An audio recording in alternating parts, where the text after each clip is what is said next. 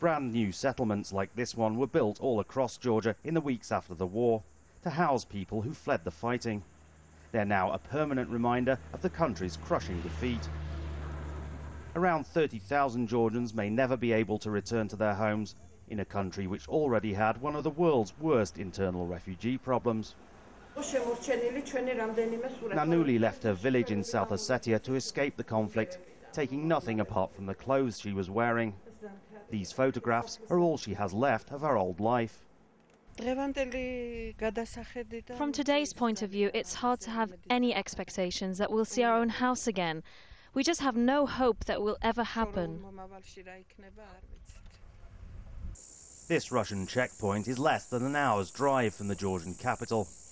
During the war, Georgia didn't just lose the disputed regions of South Ossetia and Abkhazia, it also lost control of several other villages, like Akhalgori, which lies just beyond this Russian post. Russian forces remain there in violation of the ceasefire agreement.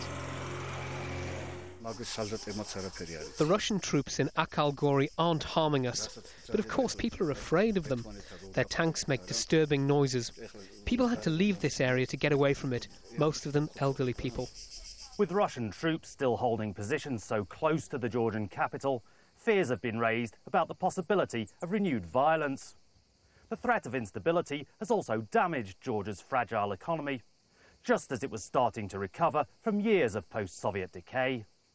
Foreign investment has fallen, construction projects have stalled, and tourists have been scared away, although the country has been boosted by a massive injection of foreign aid money. Despite several months of opposition protests, the Georgian president, Mikhail Saakashvili, has survived attempts to oust him from office. But financial hardship could still cause more discontent. After the war, a lot of credits, they went bad. Tamara used to work in a bank.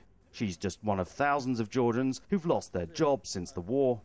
There were a lot of people in the same situation as me because I know a lot of people from the other banks who used to work in different departments and they also lost their jobs. And it happened within days and hours. A year after the war, many Georgians are still struggling to deal with the consequences. But despite the hardship and continuing uncertainty, they remain determined to survive. Collin, Al Jazeera, Georgia.